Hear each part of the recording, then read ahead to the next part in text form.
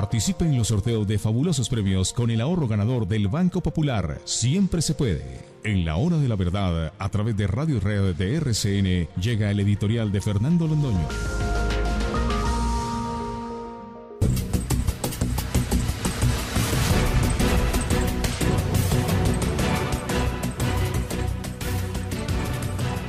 Nada nuevo, ha dicho el presidente Duque con aquello de que no gobierna para las encuestas. Lo decía Juan Manuel Santos todos los días. Cada día salía una encuesta peor sobre los índices de desfavorabilidad que él tenía, los índices de desfavorabilidad de su gabinete y los índices de desfavorabilidad del pueblo colombiano con su propio destino. Entonces la respuesta era siempre la misma. Yo no gobierno para las encuestas, yo gobierno para el futuro de Colombia y por eso les estoy dejando un panorama de paz que bendecirán las próximas generaciones. Como lo estamos viendo cuáles son los niveles de paz que nos dejó Juan Manuel Santos y que por desgracia, por desventura, no están siendo corregidos. El presidente Duque ha prometido manejar estas encuestas con humildad, la que no parece ser la virtud preponderante dentro de su espíritu muy abierto y su espíritu muy enriquecido con muchísimas virtudes, pero la humildad no es la primera. El presidente debe ser humilde y debe ser objetivo, porque ha batido un récord en 100 días. Así como Napoleón Bonaparte fue capaz de reconstituir a Francia en 100 días antes de la terrible batalla de Waterloo y después de su retiro a la isla de Elba, el presidente Duque en 100 días logró reducir a la mitad el número de sus seguidores, porque en la encuesta pasada, en la encuesta de septiembre, tenía el 54% de favorabilidad, que era más o menos lo mismo que con lo que había sido elegido. Ahí estaba, con su patrimonio, y en 100 días logró espantar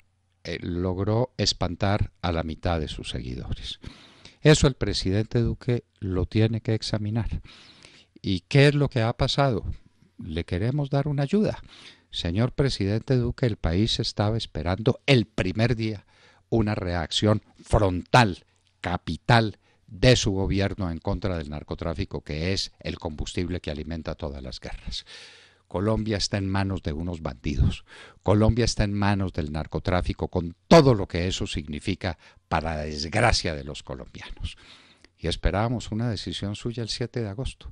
Y pasaron 100 días y usted no toma decisiones, salvo la muy valerosa e inteligente de combatir el consumo ya al menudeo en las calles y autorizando a la policía para que se incaute de las cantidades de droga que sea capaz de localizar en las calles de Bogotá. Pero ese es el fin del proceso. Eso está en el delta, en la desembocadura del río. ¿Dónde están las medidas capitales para combatir la siembra de coca que está tomando este país? Eso no se arregla con declaraciones de ministro. El ministro Guillermo Botero ha dicho que ha erradicado 20.000 hectáreas en 100 días. ¿En dónde? ¿Con qué? ¿Quién le dice eso al ministro Botero? Pues se lo dicen los que están encargados de mantenerse en la cúpula militar y en la dirección de la policía, que ahí están esperando que usted tome decisiones que el país impaciente aguarda, porque esto tiene que cambiar, esto no puede seguir así, no podemos seguir en manos de los narcotraficantes. El Catatumbo no puede ser una parte lejana de Colombia donde no se ejerce soberanía. El sur del país, en los límites con el Ecuador y en los límites con el Perú, los que gobiernan son los mafiosos. En el Caquetá gobierna la mafia. Se le pierden a usted los capitanes de las antiguas FARC, el señor Márquez y el Paisa y todos estos bandidos y Cadete y no sé quién, y usted no tiene ni idea dónde están, porque no hay cúpula militar, porque no hay voluntad de lucha, porque no hay capacidad para enfrentar el cáncer que se come a Colombia. Señor presidente, esa es una razón de la impaciencia capital de los colombianos. Usted prometió, y no una vez sino 1000 veces, que bajaría los impuestos para abrirle espacio a la creatividad en las empresas, en las industrias, para defender una industria que está siendo tan gravemente golpeada por el contrabando, por los productos que llegan de fuera a unos precios inverosímiles para competir con la industria colombiana. Y no solamente no ha hecho eso, sino que ahora está prometiendo subir los impuestos para tapar un hueco fiscal que le dejó Juan Manuel Santos, que era perfectamente previsible. Santos iba a raspar la olla. Usted tenía que convocar el país a una gran cruzada que empezaría por un plan de austeridad y por una reforma administrativa fundamental que seguimos echando de menos, señor presidente. Usted no puede decir que ya hizo el plan de austeridad porque se va a limitar el uso de agua en las oficinas públicas y porque ya el papel lo van a utilizar por la Huilao. Señor presidente, estamos hablando en serio. Estamos hablando de un país que está agobiado por una carga administrativa y burocrática que no es capaz de soportar. Y usted no ha hecho nada, absolutamente nada por corregirla. Dígame cuál es el consultor, cuál es el asesor, cuál es la agencia, cuál es el instituto que ha desaparecido en estos días. Al contrario, e inclusive se han mantenido con los mismos funcionarios que traía Juan Manuel Santos. Y el país está impaciente. Eso es todo. Se lo decíamos una y mil veces, señor presidente. Tenga cuidado. Hay que rescatar un patrimonio muy apreciado que es el prestigio de la presidencia y el prestigio del gobierno. Y dejó correr los días y pasar los días. De reforma administrativa no hay nada, no hay ni siquiera asomo. Lo que hay es un plan para agravar el mercado de la gente pobre y eso no se lo van a soportar. Y ahora entonces se suben los precios de los combustibles cuando está bajando el precio del petróleo en el mundo. Mire lo que está pasando en París. Si usted es un hombre inteligente, usted no ha tenido experiencias en materia de tomar decisiones administrativas importantes, pero usted es un hombre muy brillante, usted es un hombre inteligente. Mire lo que le está pasando a Monsieur Macron en Francia. Está que se cae por haber aumentado el precio de los combustibles con unos impuestos que los gravan, porque él está dispuesto con esos impuestos a hacer no sé qué cosas maravillosas para el porvenir de Francia. Algo parecido a su discurso, señor presidente. Y ya tenemos el paro de camioneros que se viene encima y tenemos el paro de estudiantes que usted se echó encima porque no supo manejar esa decisión, porque no ha habido tacto político, porque su ministra del Interior y de Justicia no ha recibido la cartilla suficiente y no tiene ella los arrestos para enfrentar esta avalancha política que se le vino a usted encima. Quienes le están siendo mayoría en el Parlamento no son fiables, señor presidente. ¿Cómo van a ser fiables si son los amigos del presidente Santos los que se robaron este país y lo dejaron en las condiciones en que usted sabe que lo dejaron? Porque usted ya sabe, tiene que saber que dejaron la olla raspada. Y por eso el crecimiento, el ficticio crecimiento económico del 2.7 que revela el DANE, porque se hizo sobre la base de gasto público, mientras Juan Manuel Santos raspaba la olla y muchas de sus agencias y de sus institutos y de lo que usted necesita para prosperar se quedaron sin blanca, como dicen en España.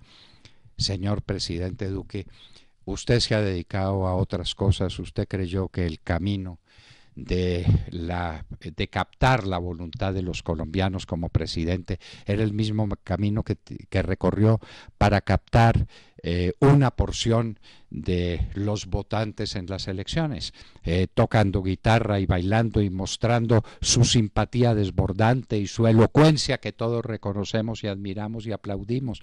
Señor presidente, el país necesita que lo gobiernen, el país necesita que atiendan sus circunstancias. ¿Qué es lo que está pasando con la salud? Usted sabe que el señor procurador Carrillo, que está en plan de hacer elecciones y que tiene en usted el punto de partida, el hombre que lo va a soportar, según lo dijo en Washington en una conversación que dejó de ser privada y se convirtió pública.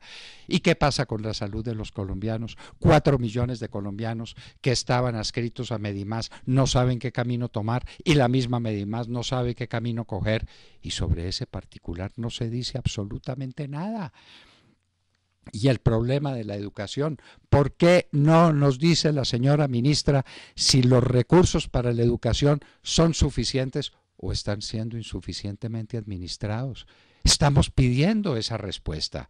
Necesitamos saber si de verdad las universidades públicas tienen pocos recursos o si lo que hay es una mala administración de los recursos dedicados a la administración de las universidades.